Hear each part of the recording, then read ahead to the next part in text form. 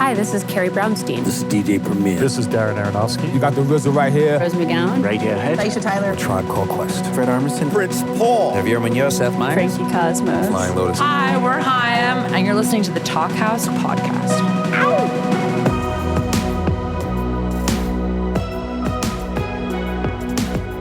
Hello and welcome to the Talkhouse Podcast. I'm Josh Modell. We're going a little bit country again this week, kind of keep you on your toes, with a pair of Nashville singer-songwriters who share a sensibility, some history, and sobriety, as you'll hear. One of them, Margo Price, you've hopefully heard on the Talkhouse Podcast before. The other, Lilly Hiatt, is a first-timer, but you'd never know it. Now, Price was a critical darling right out of the gate, and for good reason. Her debut album, released by Jack White's Third Man Records, kicked some new life into country by both looking backward and forward. Since then, Price has released a series of great records, as well as a phenomenal memoir called Maybe We'll Make It. Last time she was on this podcast, Price was talking to former Tom Petty sideman Mike Campbell about a collaboration they did. That's just the tip of the iceberg, and as you'll hear in this chat, she's got new music cooking, though nothing has been officially announced yet. Lilly Hiatt has a famous last name in the music world. Her dad is John Hiatt, but she's cut her own path through Nashville too. She rides a more adventurous side of the musical line, getting almost alt-rocky at some points. She's opened for everyone from drive-by truckers to Hiss Golden Messenger to the Mountain Goats, which should tell you something right there. This week, Hiatt is releasing a new album called Forever, which is the result of some serious self-reflection and a different, entirely scrapped set of songs. The album was mixed by Paul Coldery, known for working on early Radiohead and Pixies records. Maybe that'll also tell you something. Check out a little bit of Quickie Mart right here.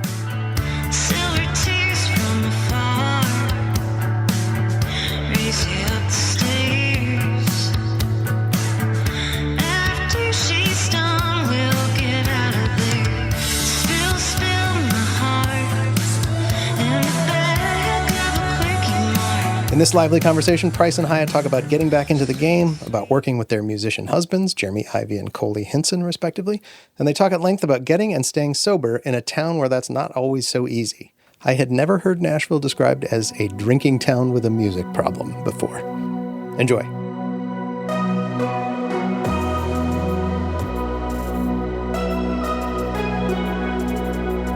Are you in a hotel room or are you at home?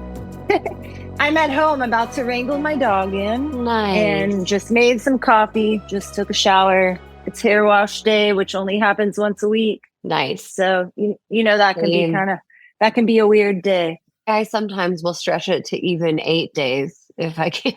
I was like, I know Margo gets this. It's a once a week, maybe twice. Well, how was your last tour? My last full on tour was in the spring, but it was really fun.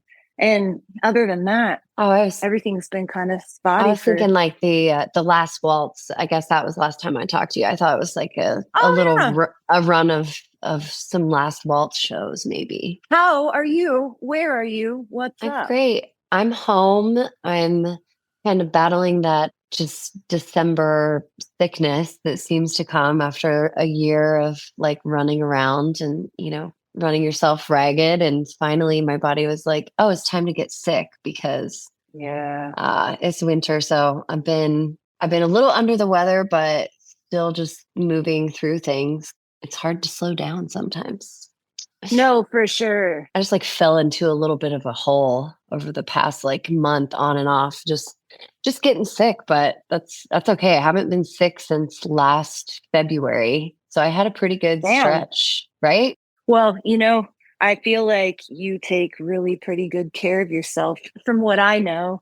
And I was thinking about you because it's like, if you want to do what we do in any capacity, it's like an absolute must, or else our bodies would just fall apart. Maybe, it's like, right? How I feel like it's like there's a lot of grueling elements to being just actually any facet of life, really, just making your way in the world. But I feel like, I'm glad you take good care of yourself, it seems to me, because it's important. I think that musicians are, we're a lot of times when you are starting out, we're deep in the partying and, just trying to do what has been modeled to us, which is like work hard, play hard. I think that the average lifespan of musicians is less than, the average person who maybe works a desk job. They say like, average lifespan of a musician today usually lives to like late 50s or early 60s. It's like, I think it's like 20 years lower than people in the general population. So yeah, you got to start taking care of yourself at some point. Shit, I'm 41.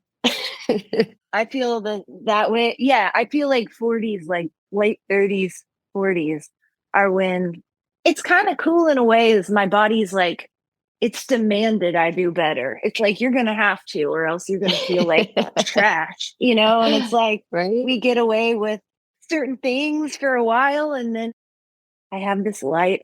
It's like a simulated sunlight light. Yeah. I it's want nice. that. I was like, I bet Margo would like this. My dad gave it to me, and it kind of just brightens the mood on a really gray day. Wow. Yeah, there's not a peep of sunlight in my house right now because we live kind of in that holler and it's just gray out. I mean, winters in Tennessee they're kind of bleak. There's just not a lot of snow. It's just gray. They are kind of bleak. Yeah, I need to come over and sit in front of your lamp. You should sometime, anytime. I was gonna say, how is your dad? That's such a sweet gift. Like yeah, it's sweet. He always comes through with the things that are like, I know a tip for that, like this will help. And he's good. He had a really bad fall like a year ago. So he cracked his skull and stuff. So he had to get a bunch of rehabilitation. And wow, it was a big deal. So, but he's recovered and he just finished a 5-week tour. So he's good. But I think that's great. I think he's ready to chill, for a little bit. So, but yeah, what's up with your family, your world? Like, what's going on? We're good. I feel like I've been in an exodus in, I don't know, just with a lot of people that I've been working with, and just, I was without management for a good chunk of the year last year and made that transition. And yeah, it was, it was challenging. It was emotional, and everything's just getting settled with that. And so, yeah, I just feel like I've been rebuilding. I've really been trying to slow down and take rest, which, like I said, it's not always going well because it's like, it's hard to say no to things. You want to work. totally. But I'm really trying to get my head around the business end. Yeah. I think for years I've just been like, I'm not good at business and I just write the songs, and I think it's something about maybe coming into this like fourth decade that I'm like, no, I want to be good at it and I want to understand what's going on. And it's like, I don't want to leave my kids to break even on a tour.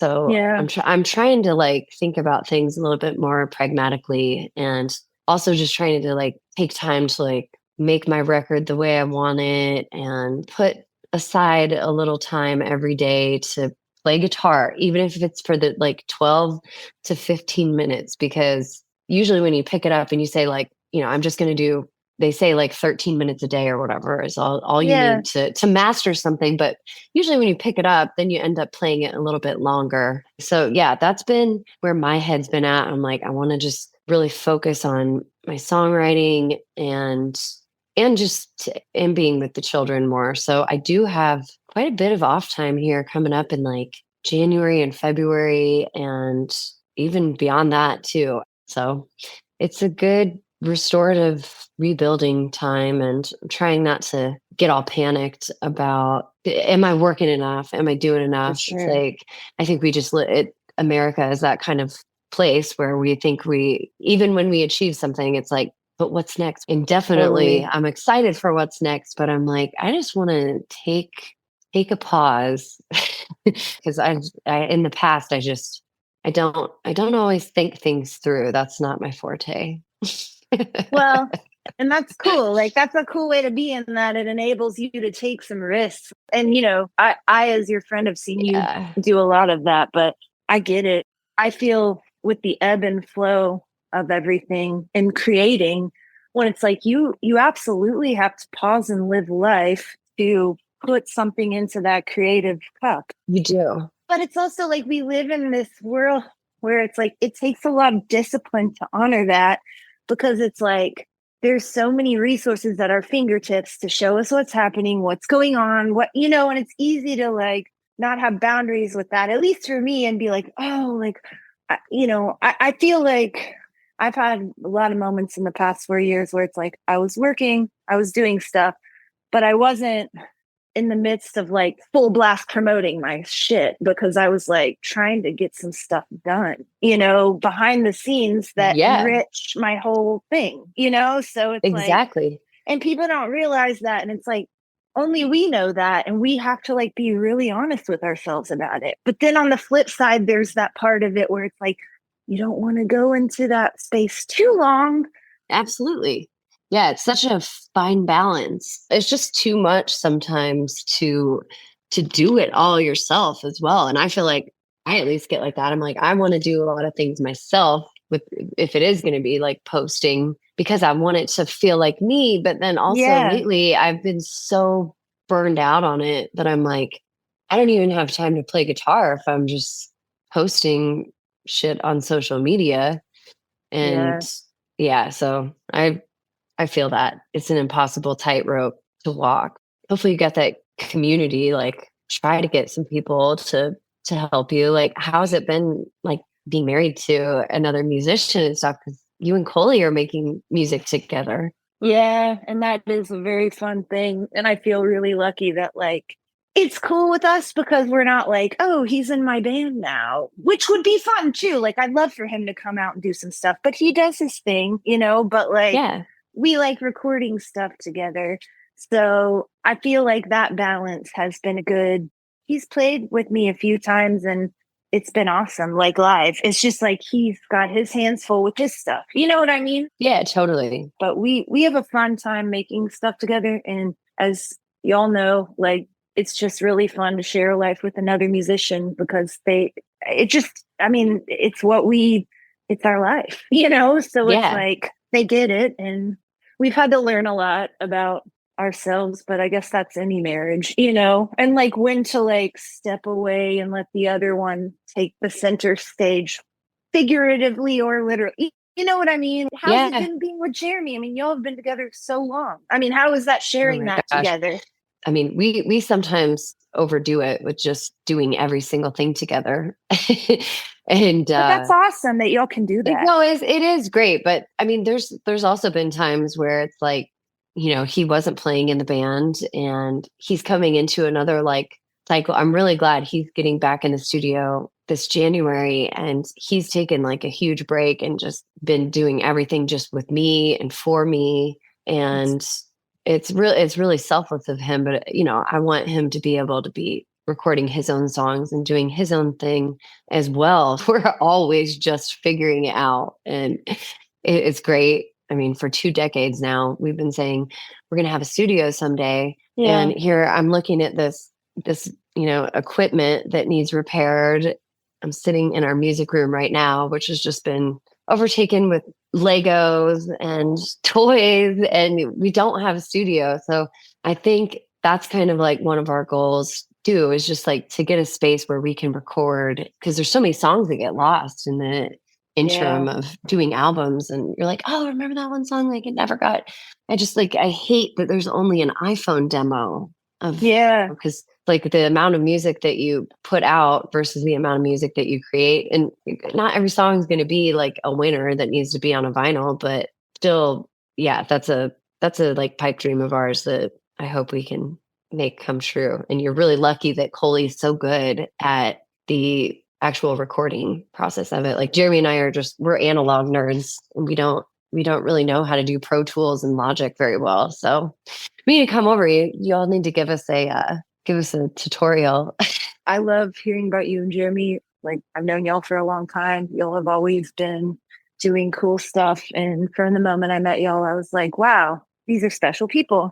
And I so admire the fact that like y'all get to tour together and make all this stuff together. Like, I've always thought that was just really special. And just Coley, it's nice to hear you say that, because I've gotten used to that being accessible since I've been with him. And like, Coley isn't the kind of person that's like going to be like, I'm really good at this. He's humble about stuff, but he's low key about it. But I'm like, he's really good at figuring out that kind of stuff. I feel like he's just spent a lot of time doing it, so it's like he taught himself a lot, and from seeing that, it's empowered me. It's like what you're talking about, like in multiple areas where it's like, you know what, I am going to get better at this, because there's a lot of stuff that I'm like, I just don't do that. And I'm like, well, maybe you can just try, so well, like you said, it takes the quiet to like explore that and put the time into it. Yeah. Finding all those little like moments of time, you're like, what am I going to do with this 1 hour? Because each hour of the day you've got to spend it doing something that's like committed to the greater goal that you have. And when my kids went back into school in September, I was like, I'm going to start writing another book. I'm going to just spend 1 hour a day and just write for an hour. And just, you got to chip away at things slowly with like little windows of time, because there's not enough hours in the day. I'm convinced of it. And I need a lot of sleep these days. Well, I'm glad you're getting a lot of sleep. It's a very nerdy, like grandma thing of me to say, but I really enjoy being well rested. I think that's amazing. Do you feel like as a mom, like that you use your time even more deliberately now? Or like, how has that? Absolutely. Because it's like, there's so much less time that I absolutely have to just, I mean, I have to go pick them up at like 2:30 today. So I got up and like, got up at 6 a.m. and started my day at that point. So that's why I'm like in bed by 9. I mean, it's insane. And then you go out on the road and I'm totally up different. until 2 to 4 in the morning. And if I'm lucky, sleep until noon or 2 p.m. Well, what is your schedule like? I envy friends that don't have children. And I think it's really empowering to see people that are just, like living their lives as their own. And I, as an artist, I really sometimes, dream about where I would be or how my life would be different if I got to spend every free second just doing what I wanted. That sounds so selfish. I love my kids, but you know what I'm saying. Grass is always greener. Like, what do you, on your like ideal best day, what do you get up and do with your time? Well, it changes all the time depending on work. And, I also work now at Tristan's shop. I love that place. That's amazing. Which is an amazing, at Anaconda. I mainly work at her other kids store, Baby Snakes, but I've started doing that. I gotta come in there. Oh my gosh. Yeah. But it's been amazing. It's been like a life-changing thing to have that and be a part of that. It's fun to have that when I'm here. I know. It's like Erin Ray. There's so many cool folks that are working up at that vintage store. I've taken a lot of my stuff in there and sold it through her. There's been times where I've kept the money and other times we donated it to charity, but I love Anaconda. It's just such a cool spot right over there by Grimey's. It's super cool. And she's the way she operates, everything is amazing. So it's cool. And that's been part of my life. And I've also been, I don't know, some days I feel like lately there's been places to be, stuff to do, whether it's like a rehearsal for this or that, it's like I usually have about one thing a day I have to do. So, but other than that, I have a lot of time in the evenings, usually to myself, because my husband, Coley worked at the Belcourt, and a lot of times I just have the night to myself, which honestly, it's funny because it's awesome, but it also can sometimes, you're like, well, what now? But sometimes in the middle of winter, you're like, dude, I'm really bored and lonely, and I don't mean that in like a bad way. Like, that's just life. I feel like everybody has that feeling in life one way or another, but I know. Like, when we were in our 20s, we were just, and even 30s, it's like running around, you go out, so many things. And then like, it's nice to have the stability, the emotional support of, you and Coley have just fallen in love, you're like recording your albums together, you have a dog, you're all like settled down. But I get it, because there is some resistance to that. I think I'm the type of person that always wants things to be exciting. And, even for the songwriting aspect, it's like, I need to be in turmoil. Like, I need to be sad and I'm just bored. I feel you. I feel like I went through that when I first got married. I really did. And I don't think I was ready to be married. When I got married when I was 25, like, that's too young. That's so young. And we're used to moving around and getting a lot of stimulation. So it's like, I have to create it for myself. Like, I've had a lot of time to self-reflect in my life. You've been through so much too. Like, so have you. Everybody, when you live long enough, you realize it's like everybody just has their turn to like deal with some really big traumas, but we're lucky that we have music to use as therapy. No, but, for sure. Working through all those things, I think, that's why I've always been drawn to your music, because you put so many pieces of yourself in it and you have such a keen eye for observation.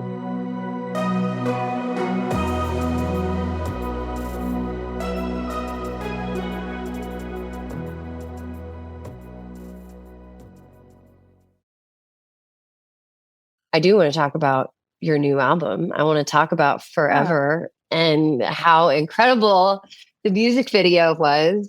And like, this shouldn't be is such a jam. And I wanted to talk about Susie Monick and like how you have stayed connected with her, and like I explain to people who don't know who Susie Monick is and that she's in your video. And I can also explain her, but I'm like, no, she's such a legend. Yeah, she's so cool. And when I saw that video that day, I was just like feeling some kind of way, and it brought me to tears. It was so good.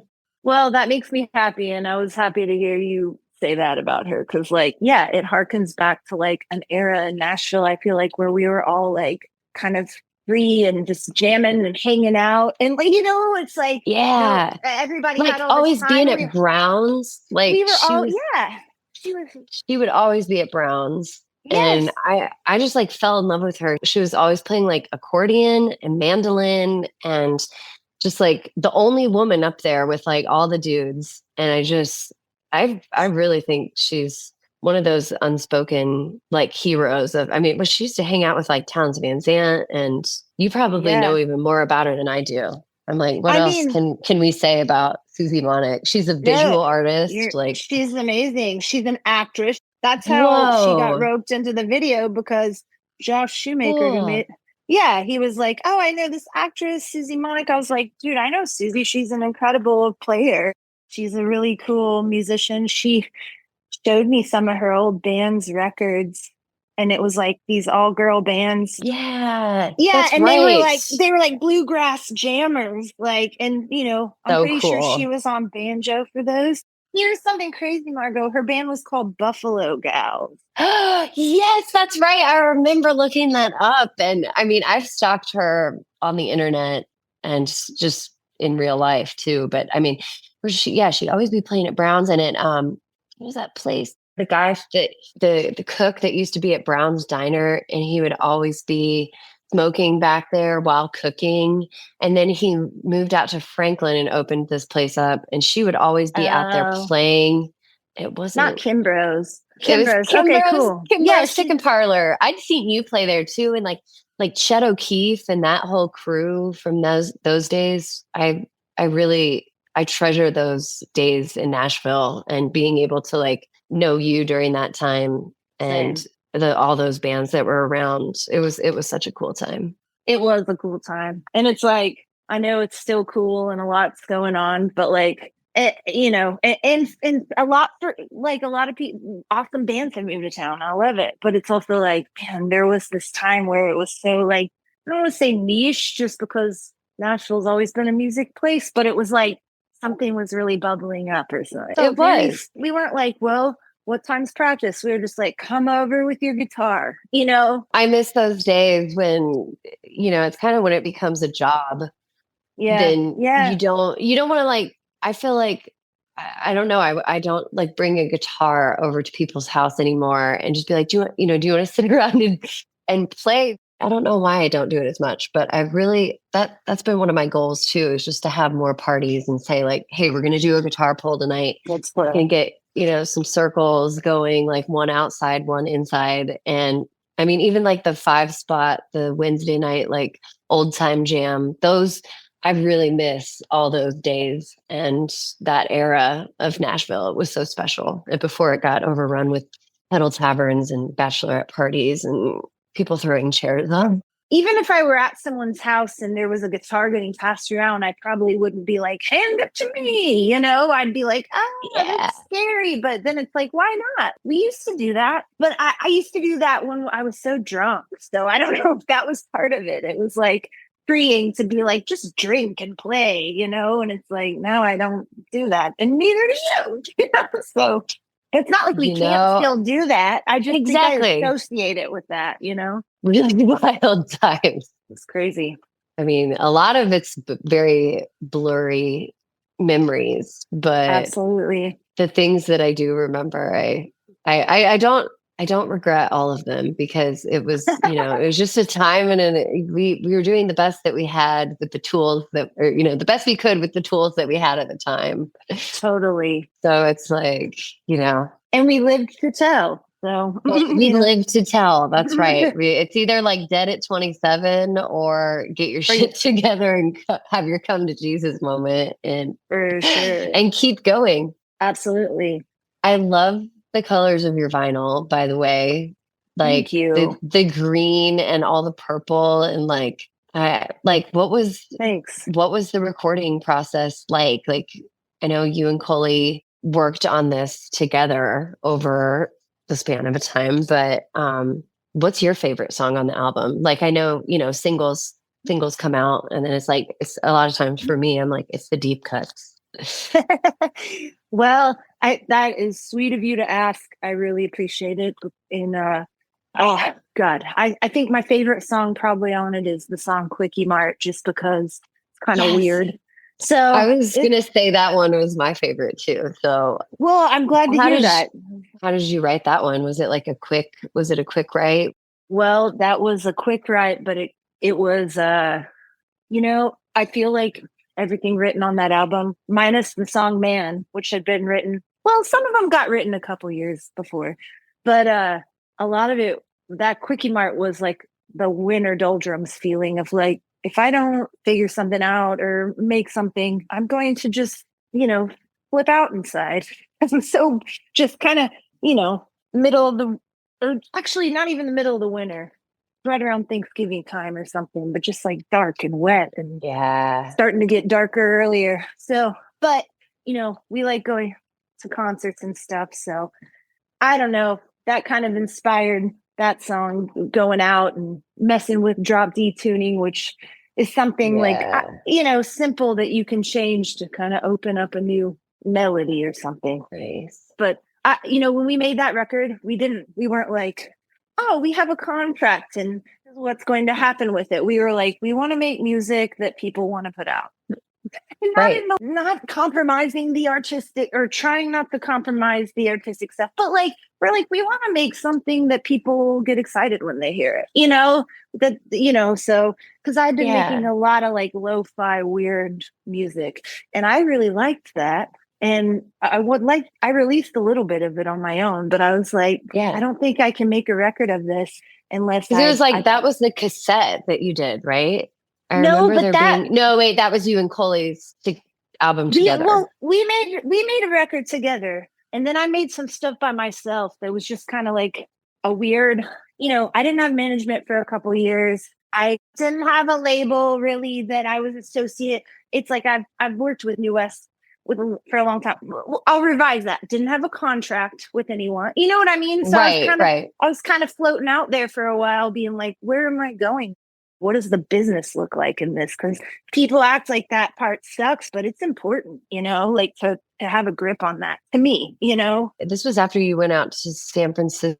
You wrote a lot of this, right? Like after you went out to San Francisco to play, what is that huge festival? Oh, Hardly Strictly Bluegrass. That's right. Yeah, that is one of the best It's so festivals. cool. It's so amazing. I played it one time and there was like a mini earthquake in the hotel room before the show. Oh, I'm glad it wasn't one of the big ones because they have crazy bad earthquakes out there, and that's scary. Well, that's really cool that you played it, and that's I it's like then I guess that is a lovely festival. I'm so glad that you're back to, making music. And I feel like the past few years have been just really hard on people and everybody's like mental state after the pandemic and just life in general and the way it is. We need songs like yours. We need albums from you all the time. Well, sing whenever you can get them out. where do you feel musically right now? Where do you feel like you're at? Yeah, I have this album that it's pretty much done right now. Okay. I'm still just in the like mixing and just finished like harmonies and kind of those last finishing little touches on it. But I feel really good musically, and I feel like I'm back in the headspace of writing again. I mean, I had a dry spell there and also was just going through some, just weird ups and downs that you'll have in middle age and life in general all over. Totally. But yeah, I'm feeling good and in a good creative spot. I think it's just all the rest of the things around it. I want to make sure that I have the dominoes all lined up so there's not like a missing piece in to get all those things in order. And I want to get new music out for sure. But I'm also like, man, I've just missed so many things, like first days of school and stuff that, big moments. So I'm like trying to plan ahead and be like, yeah, I want to be home on this certain day. And I want, I just feel like for so long I've just been kind of yanked around and like sometimes you can feel like the hamster in the wheel and just going to get the cheese for everybody. And then at the end of it, it's like I've worked so hard. Did everything come out in a fair way? So that's where I'm at right now. I'm putting on my big girl pants and trying to get everything done. But also just, like I said, just trying to like remember that I can take breaks here and there and be home and be in the garden and go on walks and like having a normal domestic life. Like that's nice too. And I get what you were saying with the like just getting bored with it. Cause I think I a lot of times when I'm home that I need to be out, when I'm out, I need to be home. And I'm like, how about we just work on being in the present and just truly trying to take care of myself? Cause I think when I quit drinking, God, it's almost this January 7th or 8th will be 4 years for me. And I know amazing. You've got a lot more notches under your belt. Are you at 12? It was 13 this year, but 13, it's like lucky 13, baby. I love that. But I'm so proud of you and I'm so glad. And I definitely don't I think it's so, think what I'm trying to say about it. I think it's so I don't know if it was like this for you, but for me, I'm not saying I don't live in fear of the drink because I do. Because I'm like, dude, if I drink alcohol again, I would be throwing my life away. I know that because I don't trust myself with it, But all that to say, something changed in my brain that I was like, I don't need this anymore. Did that happen with you? I did. It was a spontaneous occurrence. All that to say, I knew for years and years and years that it was keeping me from reaching my full potential and that it was very problematic for me. It was I wasn't waking up and drinking and I would take lots of days off. I would take weeks and months off. And so that gives you the illusion of control. Remember. Yeah. And I mean, just having kids and breastfeeding and all that, where it's I couldn't drink, but that doesn't mean that I didn't maybe want to, or, miss it even during that time. And but then I just had this moment where I knew it was really during the pandemic that I was like, it's not working like it used to. It's not even giving me the high. Like it just, Yeah, it wasn't making me feel good. Yeah. And so I did a psilocybin experience by myself. And then I went into, because I had read about this. This is so woo woo. I'm getting very woo woo in the I last love little it. bit of our conversation. Please do. But I'm going to go Please. full woo.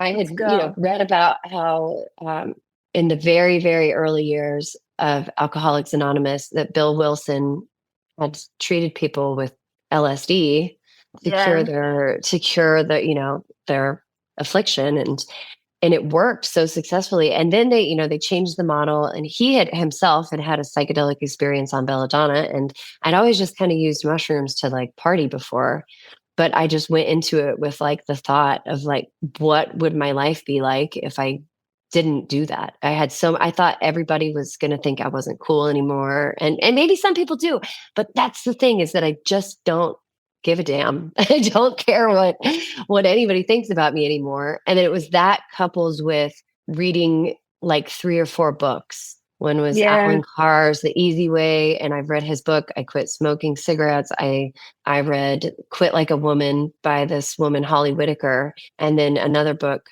by Annie Grace called This Naked Mind, which says like the easy way to control alcohol. After I read everything about what it was doing to my brain and my body and the science behind it, I felt like I had been tricked my whole life. I was like, why everybody thinks this is the magic elixir to life, but I used to have fun before I ever did it. Yeah. And, for sure. Yeah, coming back into my own body now, I'm like, man, it was so funny that I thought that everything was just going to fall apart if I couldn't drink, and it's so enriched my life. And I don't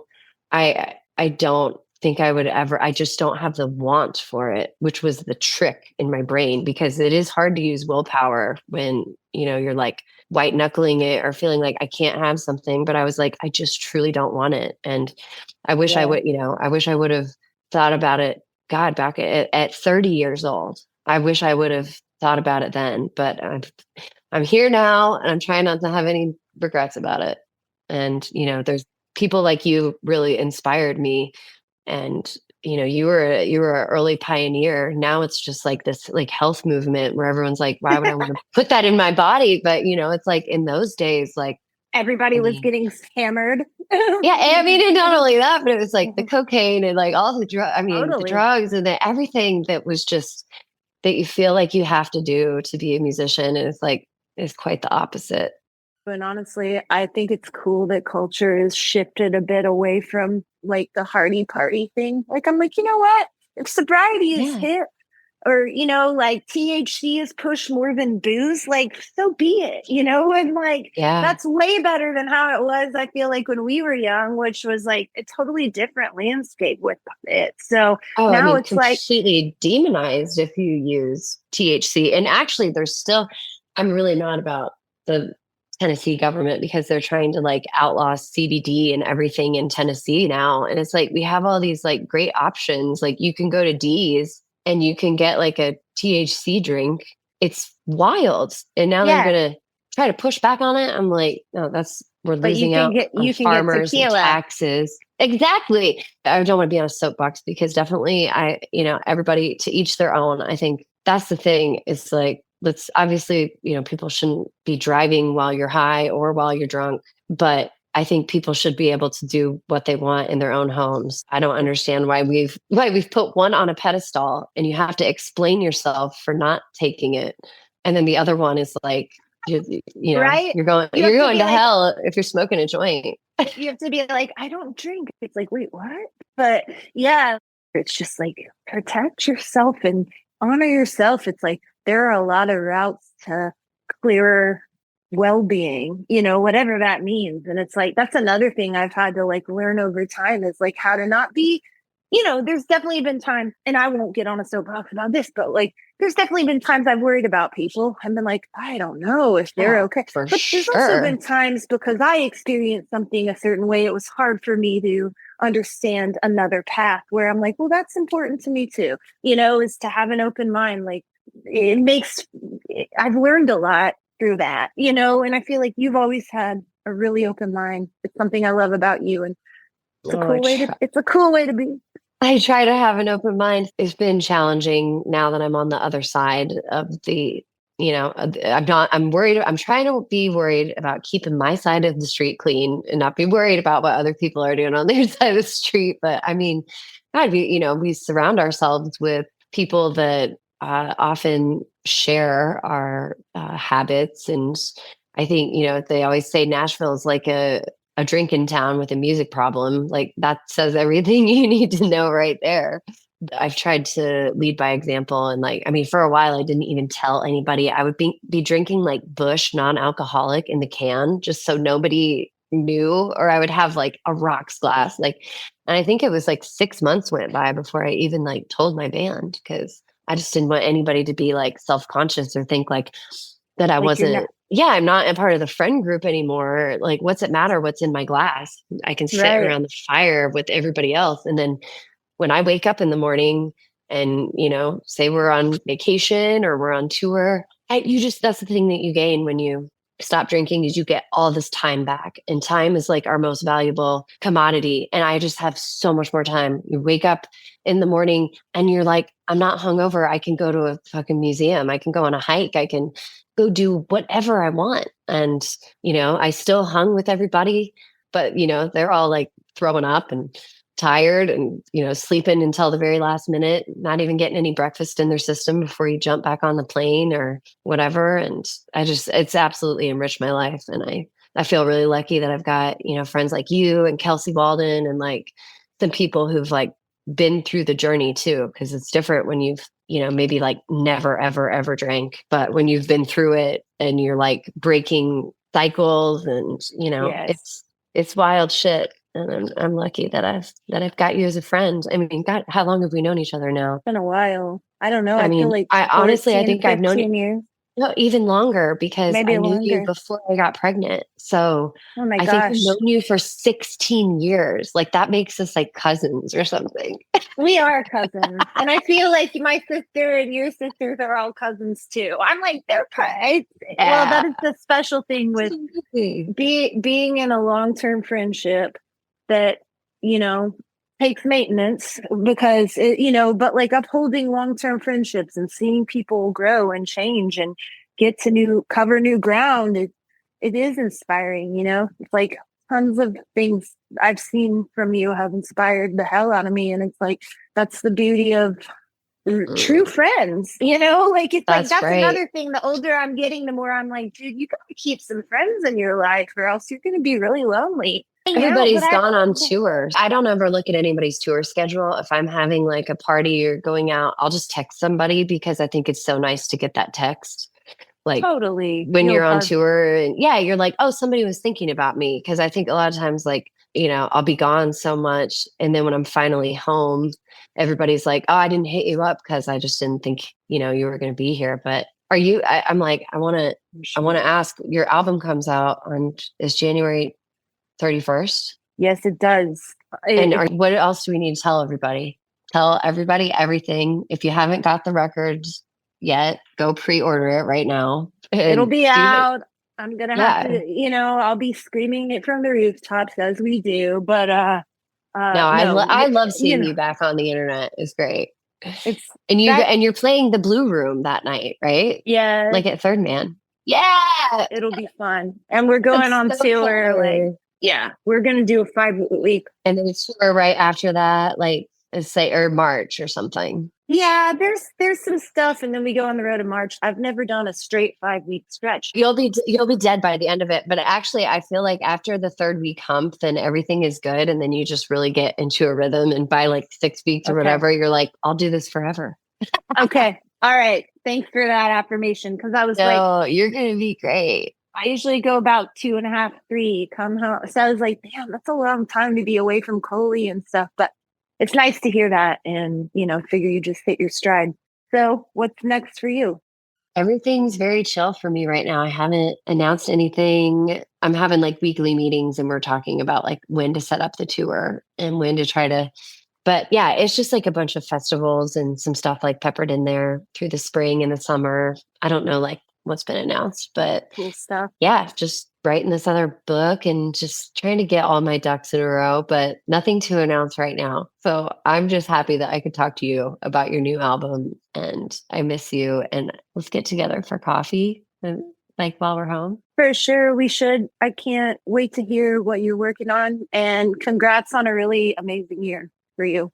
I can't wait for the world to hear this album and everybody to, get a Lilly Hiatt show under their belt if they haven't already, because I love watching you and I love your songs. I've, looked up to you. You were doing it before I was, and really in a capacity that I was like, this is the vibe. It was songwriter, it was rock, and you've just like taken all those things and, refined it. And there's something about what you do, whether you like it or not, that is just country just because of the way your voice sounds. So Well, you know what? you've got some like Lucinda Williams kind of in you too, because you know what I mean? It's got all of those elements, like all of your influences. I so appreciate that. And also same to you. And I think about that a lot, where it's like, we just can't help it, huh? Like it's part of who we are. That's right. It's a good thing. It's like we are country.